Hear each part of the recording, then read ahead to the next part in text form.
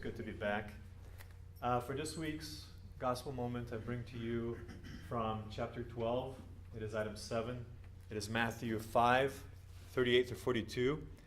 And the passage reads, "You have heard that it was said, eye for eye and tooth for tooth. But I tell you, do not resist an evil person. If someone strikes you on the right cheek, turn to him the other also. And if someone wants to use you and take your tunic, let him have your cloak as well.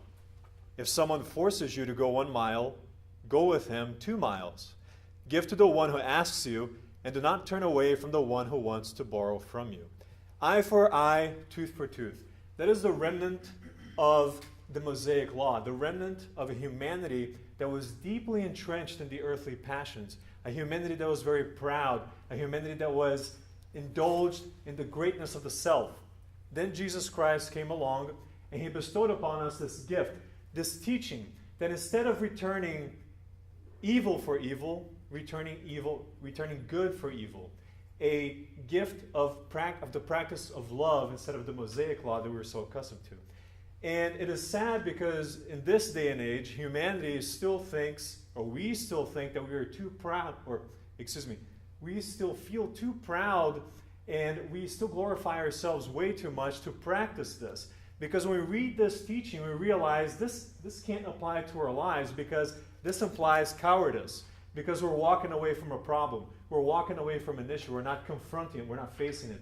While in reality, it takes a lot more courage to overcome, to rise above an insult than it does to get revenge, to exact revenge. Because when you rise above an insult, you're rising above yourself. You're rising above your own pride.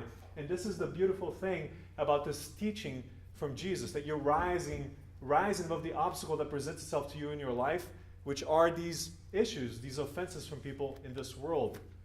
So this teaching is not to be taken literally, because we can't take all of Jesus' teachings literally. We have to actually study them in depth. And what he means here is he's not saying that, he's not condemning self-defense. He's not saying that we should not defend ourselves. He's actually condemning vengeance, exacting revenge, to return evil for evil. That's what he does not want us to do. And we must realize that what this is an opportunity that presents itself for us to subdue our own pride, for us to overcome this obstacle, for us to overcome ourselves, for us to realize that we need to humble ourselves to face the issues in this world.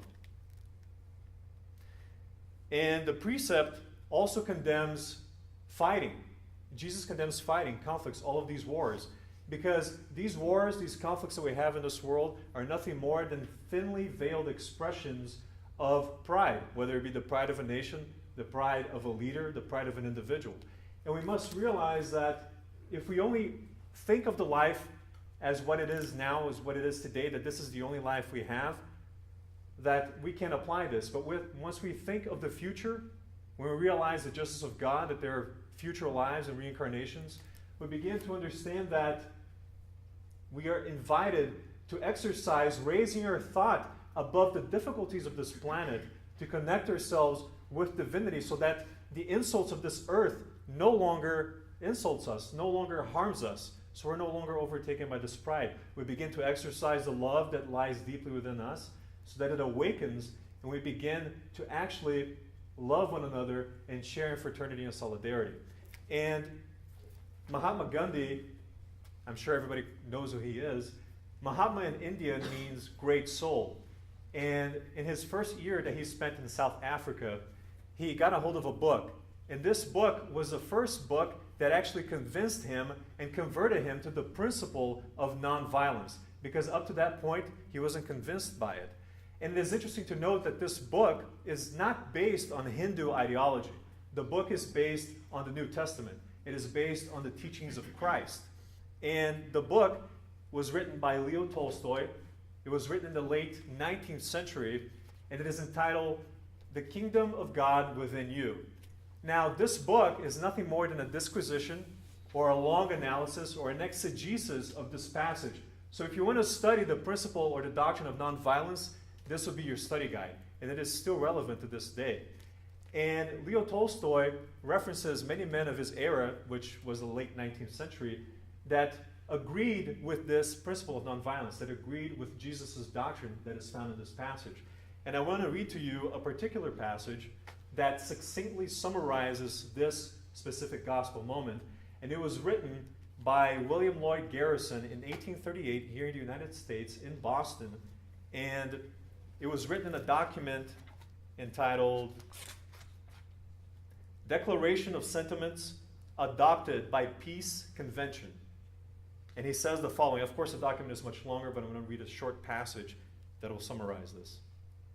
We believe that the penal code of the Old Covenant, an eye for an eye and a tooth for a tooth, the Mosaic Law, has been abrogated or repealed by Jesus Christ, and that under the New Covenant, the forgiveness instead of the punishment of enemies has been enjoined on all his disciples in all cases whatsoever.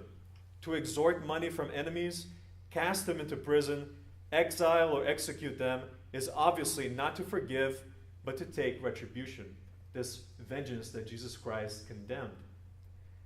The history of mankind is crowded with evidences proving that physical coercion is not adapted to moral regeneration, and that the sinful dispositions of men can be subdued only by love, that evil can be exterminated only by good, that it is not safe to rely upon the strength of an arm to preserve us from harm, that there is great security in being gentle, long-suffering, and abundant in mercy, that it is only the meek who shall inherit the earth, one of the Beatitudes in the Sermon on the Mount, for those who take up the sword shall perish by the sword. So let us love one another, let us engage in fraternity and solidarity. Thank you very much.